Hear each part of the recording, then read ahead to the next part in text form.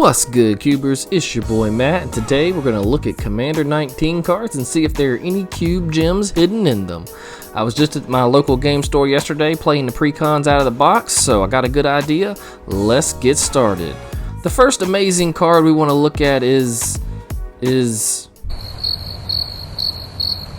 Okay, yeah, so I'm going to be upfront with you. There aren't many great cube cards in this set, and most of them are suboptimal. I'm going to show you the best of the worst. So here we go, we're going to start with white. First up is the Doomed Artisan. For 2 and a white, you get a Human Artificer 1/1. Sculptures you control can't attack or block. At the beginning of your end step, create a colorless sculpture artifact creature token with this creature's power and toughness are equal to the number of sculptures you control. So this card does pass the Vindicate test because on your end step it's going to make your first sculpture, which is going to be a 1/1. But you're going to want him to sit around for a couple of turns until the sculptures are 2/2s and 3/3s before he dies. Like, that's the ideal. And then you need a way to either sack him off yourself or swing him at your opponent until they're forced to block and kill him. I don't really like this card. I think it's really slow and dirtily, and the 3 mana slot is pretty crowded for cube. I think Burmaz and Blade Splicer are more flexible. For example, you can draft Blade Splicer in a slower deck and use it to just drop a giant wall in front of aggressive decks, and Burmaz can do the same thing, blocking and making cat tokens, slowing down aggressive decks. The Doomed Artisan is only wanted in a really slow deck or a token deck. I just don't think it's good enough. I think the 3 mana spot is just too crowded, and this card is only going to be in one deck, and so I think it probably doesn't make the cut in cube. But let's keep going. There's another white card to look at. Let's look at Savine's Reclamation. For 2 and a white, we get a sorcery. Return target permanent card with converted mana cost 3 or less from your graveyard to the battlefield. If this spell was cast from a graveyard, you may copy this spell and choose a new target for the copy. Flashback for 5. Now, when I saw this card for the first time, I thought, ugh, I don't want this. I don't want to return 3 mana creatures to the battlefield. If I'm in the white Winnie deck, I'd rather be doing something proactive on 3, like Lingering Souls or History of Benalia. But then I realized, look at that card. It says cost 3 or less, and it's a permanent. So you could get artifacts or enchantments out of your yard, which does make it a little bit better. As a matter of fact, you could use it to recast History of Benalia and do all of that over again. And so I do think there is some upside. I think top tier cubes are not going to want this card. I don't think they have the space for it. I don't think it's good enough for a top tier cube, but it might be sneaky good in some lower power cubes where you can return permanents to the battlefield from your graveyard, not just creatures. That permanent clause could be interesting in a lower power setting. But that's going to do it with white. Let's go look at the best blue cards. Alright, first up is... we're just going to skip blue? Yeah, we're just going to skip blue. We're going to go straight to black. Okay, here we go. Going to black. First card is Bone Miser. For 4 and a black, you get a zombie wizard. Whenever you discard a creature card, create a 2/2 black zombie creature token. Whenever you discard a land card, add double black. Whenever you discard a non-creature, non-land card, draw a card. I think this card is really interesting. The idea of putting it in a reanimator deck and discarding fatties to the graveyard in order to recur 2/2 zombies sounds really nice. Discarding a land for mana, I don't know. By the time you play this guy, you probably don't need the extra mana, but you know, it's there. Maybe you do. It's not necessarily flavor text. And then whenever you discard a non-creature, non-land, you can draw a card. So again, you can feed your yard or toss away those spells and try and dig for something a little better. I think the main problem with Bone Miser is there's just no room for him in smaller cubes. Because let's be honest, you're playing Doom Whisperer or a card like God Eternal Bantu. Golly, the black 5s just went from not so great a year and a half ago to pretty doggone good. We're not even talking about Shriek Maw or those of you who play cards like Custody Lich that are all still better than Bone Miser. Like, he is in like the 6, 7, 8 range of best black 5s. Like, he's not going to make the cut in most cubes. I think he's really neat, but he's not going to do it. Let's move on to red. We got a couple of cards here to look at. I want to start off with the Backdraft Hellkite. For 3 and double red, you get a creature dragon 4/4 with flying. Whenever Backdraft Hellkite attacks, each instant and sorcery card in your graveyard gains flashback until the end of turn. The flashback cost is equal to their mana cost. Ah, Wizards, you did give us the obligatory 5-drop dragon. We appreciate it. So, ideally what you're going to want to do is play him, and then on your following turn, swing him, and either flash back a instant or sorcery card out of your graveyard. I don't really like this card. Let me show you why. You could play a card like Goblin Dark Dwellers. They're 4/4s with menace, and when they enter the battlefield, you get to cast an instant or sorcery card immediately, so long as it's 3 or less, and you don't have to pay the mana cost. So most instants and sorceries and cubes, maybe not most, but a lot of them are 3 mana or less. A lot of like your solid removal spells, your burn spells, they're all 3 mana or less. And so Goblin Dark Dwellers is going to hit all of those the turn they come in. Whereas the backdraft Hellkite fails the Vindicate test. Alright, you play him and then you have to hope to untap with him before you start flashback things out of your graveyard, and you still have to pay for all the things that you're flashing back. So, not great. And this guy isn't even the best dragon at 5 in red. Cards like Thundermaw Hellkite or Glorybringer, much better than the backdraft Hellkite. They end the game, they both have haste, they both have effects that you get immediately that help them pass the Vindicate test. I don't know, there's a chance you live the dream and swing the backdraft Hellkite a few times and cast a bunch of different things out of your graveyard, but I'm betting that if you get to swing the backdraft Hellkite 2 to 3 times, you're probably winning the game whether you cast anything out of your yard or not. I feel like it's just a win more if he manages to stay alive the turn after you cast him. So, but there is a red creature I'm really excited about. Like, I'm curious. Like, I really kind of want to playtest this card, and it's Wildfire Devils. For 3 and a red, you get a Devil 4/2. Flame Tongue Kavu body. When Wildfire Devils enters the battlefield and at the beginning of your upkeep, choose a player at random. That player exiles an instant or sorcery card out of their graveyard. Copy that card. You may cast the copy without paying its mana cost. So this card is spicy and interesting. The thing I like about it is you do get the effect the moment it hits the battlefield. The thing we obviously dislike about it is that it's a player at random. And so if you pick your opponent is going to exile the worst instant or sorcery for you, and then you get to copy it and cast it or not. The upside is that maybe there's some incidental value in exiling things out of your opponent's yard, even if you don't want to cast them. And then, of course, there's the idea that you're playing the blue player, you're the aggro deck, and they're ramping or they're casting cantrip spells, and so you get to cast their preordain for free.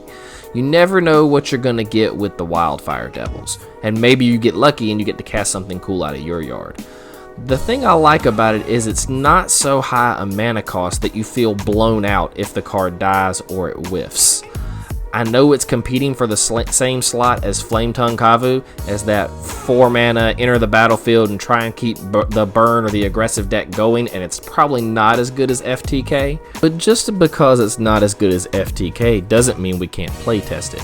One of the cube cards I think that has really been showing its age lately is Perforos. And so maybe you slot Wildfire Devils in his slot.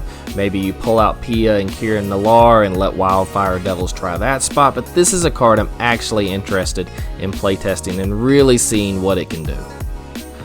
Let's move on to green. There's a card I wasn't planning on reviewing, but I got a request from a viewer, so I stuck it in here. So we're going to start off with Orin Frostfang. For 3 and double green, you get a snow creature, Snake. Attacking creatures you control have Death Touch. Whenever a creature you control deals combat damage to a player, draw a card. So when I saw this card, I wasn't really impressed. But the more I look at it, the more I think maybe it's playtestable. And then I have this thing where I go to my cube and I look for a slot to put it in, and there isn't one. Green 5s are just stacked. There's just so many good green 5s. So let's think about what Frostfang wants to do. It wants to deal damage to the opponent, and it wants to go wide, and it wants to draw a bunch of cards. But there are already several great green 5s that want you to go wide, like Biogenic Ooze and Deep Forest Hermit, and this guy just is not in their ballpark. As a matter of fact, lately Biogenic Ooze has just been murdering people so hard in my cube that I'm just like, gosh, maybe this is the best green 5. I don't know. Frostfang just can't get into this group. If you're in a lower power cube, or if you're on some kind of budget, or you're just looking for something interesting to playtest, you're welcome to. I think in most traditional unpowered cubes, this guy just, he's not going to cut it. I think he's not going to cut it. There, I said it. card reviewed. Onward.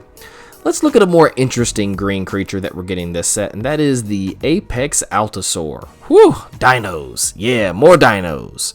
For 7 and double green, 9 mana, good god. You get a creature, dinosaur, and a 10/10 at that. When Apex Allosaur enters the battlefield, it fights up to 1 target creature you don't control. In Rage, whenever Apex Allosaur is dealt damage, it fights up to 1 target creature you don't control. So, this card only fits into 2 decks in your cube. It fits into the Reanimator deck, or it fits into the Cheat deck. Maybe it fits into the Ramp deck? I don't know. Sometimes you play Ramp and you just feel like you have infinite mana and you could cast anything. Like, I'm going to hard cast Emrakul in a minute. Just you watch.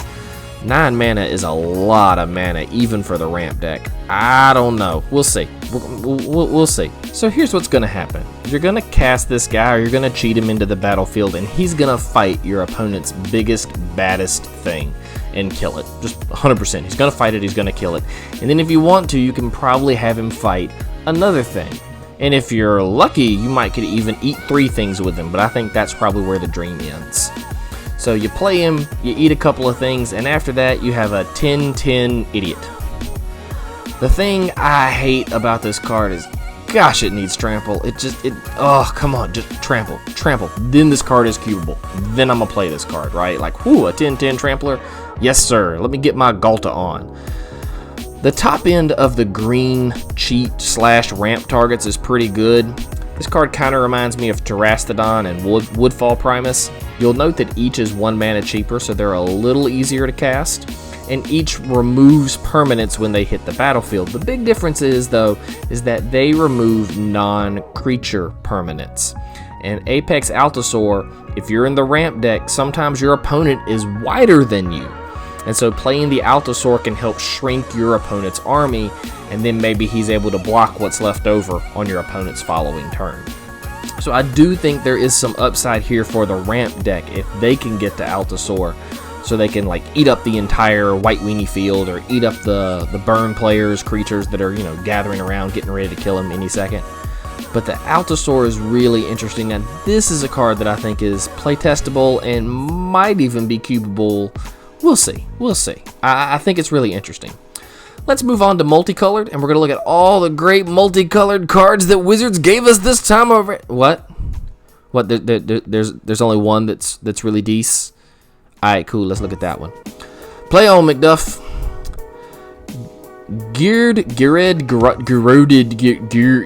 Alright, we're on the struggle bus. I don't know. Geared Conclave Exile. Someone can correct me in the comments. For 2 and Naya, you get a legendary creature, Human Shaman. When Geared Conclave Exile enters the battlefield, create a 4/4 green Rhino creature token with trample. Whenever Geared attacks Populate, the token enters the battlefield tapped and attacking, and he's a 2/5. Alright, boys and girls, if you're playing a Naya card, you're not anymore, you're going to play this one. I really like this if you're playing the Shards. 5 mana is very reasonable. You get a 2/5 that passes the Vindicate test because when he hits the battlefield, boom, Rhino. And now your opponent's got 2 targets to worry about. I do think there is an inherent feel bad here when your opponent decides to leave Geared, the Conclave Exile, and instead nukes the Rhino. Because now when your boy attacks, he has nothing to populate with, and most tokens in Cube are not exactly dangerous. However, if you're playing a Naya card at the moment, it's probably Zakama, Primal Calamity, and the thing is just uncastable. It's just uncastable. You're not going to cast that in the Naya deck. And as a result, he gets eaten up by sneak attack decks or fatty cheat decks.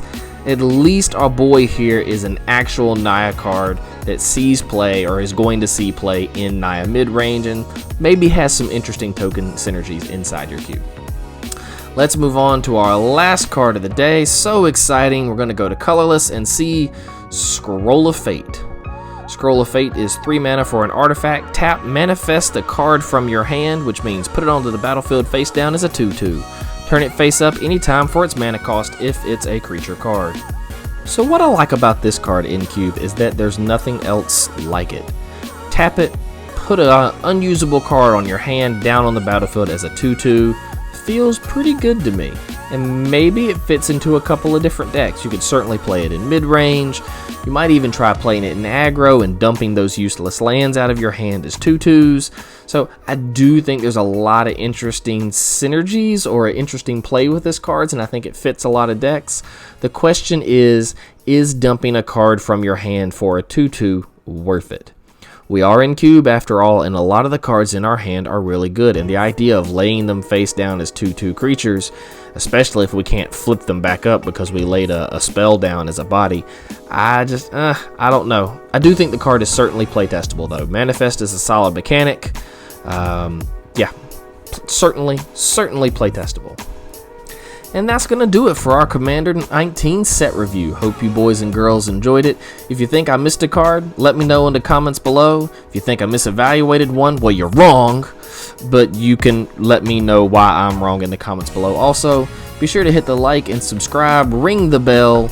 Follow us on the Twitter @cubefortwo. And as always, and until next time, shuffle up and keep cubing, my friends.